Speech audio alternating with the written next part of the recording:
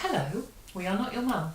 Now, anxiety and depression in young people, as we have spoken about before, has risen a lot recently. Whether this is to do with the world in which we live, Syria and Donald Trump and all that, or whether it's to do with more localised things like family, friendships, social media, or if it's just one of those things. There are steps that you can take if you feel that depression and anxiety or anxiety are taking over.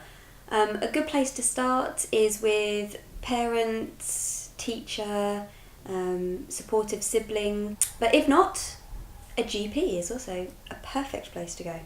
Don't be afraid of making several visits if you don't think that your GP is understanding exactly what you need. You won't be. They won't think you're being difficult, and if they do, then tough.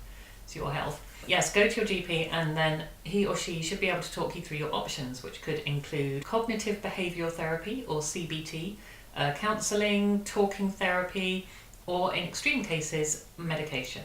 And medication is what we're going to be talking about in this video. I should say, this was requested by someone, so thank you, someone. On the whole, your GP has to be pretty damn sure that they've exhausted all other options before they move on to medication. Move on like that. That's the route to medication. Like a shark Yes. through water. And in fact, you'll usually be referred to a psychiatrist who will do the prescribing. This is because clinical trials of antidepressants on under 18s haven't been done, and so they're not really sure what the effects may be. And some people even think that the effects are going to do more harm than good. But if your psychiatrist and GP are up for it, then it probably is the best option for you. So the first thing to say is that despite what we were saying at the beginning of this video, there is often no particular reason why you should be suffering from depression or anxiety.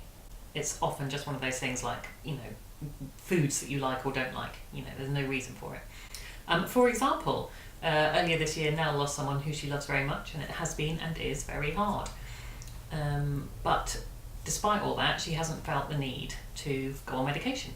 Whereas Ali hasn't had anything obviously bad happen to her, but is taking medication for panic attacks and depression. So that's just the way it goes sometimes. And it is absolutely okay to be honest and talk about it. Like what we are. Like what we are doing right now. Yes. Taking medication, if that's the best option for you, is nothing to be ashamed of. Realising that you need help and then getting that help means that you are already on the right track. As you can see, Ali is a totally non-crazy, well-rounded human being. I am a human being. Human being. Of the well-rounded variety. Yeah. That's because she sought help from both CBT and medication, as it happens, so that she could get better. Just like we would take antibiotics for an ear infection or any infection,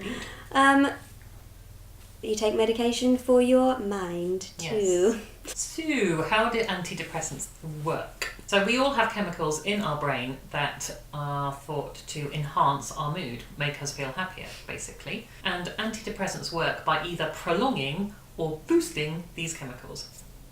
The most commonly prescribed antidepressants are selective serotonin reuptake inhibitors, or SSRIs for short, which basically keep serotonin in your brain for longer.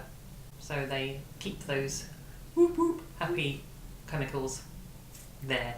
Antidepressants or anti-anxiety medication can take up to 2 weeks to start having a real benefit, or in some cases it can be from the first tablet. The doctor should be seeing you after 2 weeks, but in that time they probably won't change your dose of medication.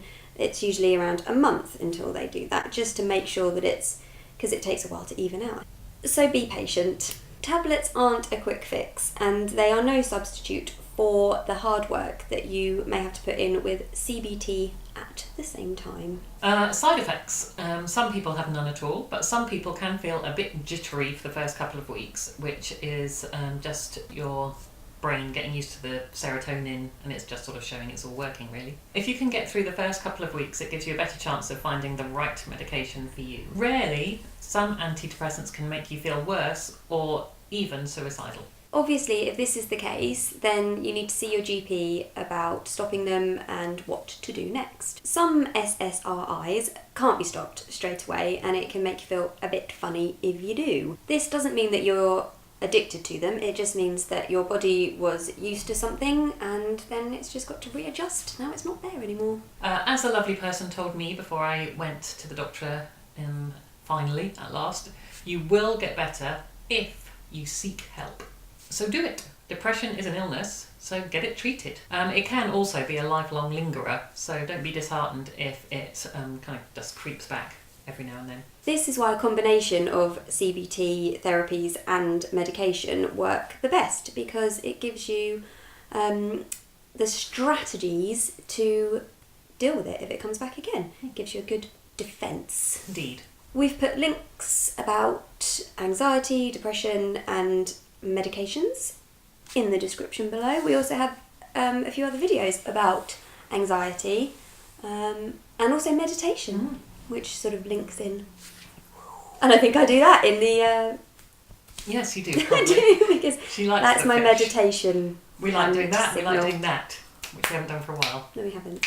So there you go. Thank you very much for watching. Thank you to our very own Dr. Laura, who helped us to write this episode, and we will see you soon. Bye. Bye.